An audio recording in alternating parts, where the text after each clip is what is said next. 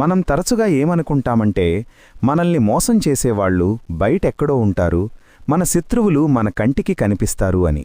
కాని 7వ శతాబ్దంలోనే జగద్గురు ఆదిశంకరాచార్యులవారు వివేకచూడామణి గ్రంథంలో ఒక చేదు నిజాన్ని ప్రపంచానికి చాటి చెప్పారు.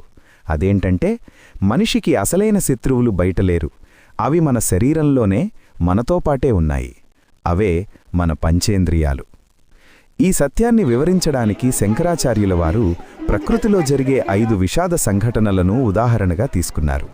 ఒక్కసారి అడవివైపు చూస్తే నీటిలో స్వేచ్ఛగా ఈదుతున్న చేప కేవలం రుచి అనే ఒక్క మాయలో పడిపోతుంది. జాలరి వేసిన ఇనుప గాలానికి గుచ్చిన మాంసం ముక్క రుచి చూడాలనే ఆశతో ప్రాణాలకు తెగించి వెళ్ళి నోరు తెరుస్తుంది. అంతే, ఆ ఒక్క క్షణం రుచి కోసం దాని జీవితం ముగిసిపోతుంది. ఇక్కడ చేపను చంపింది జాలరి కాదు, దాని నాలుక. అలాగే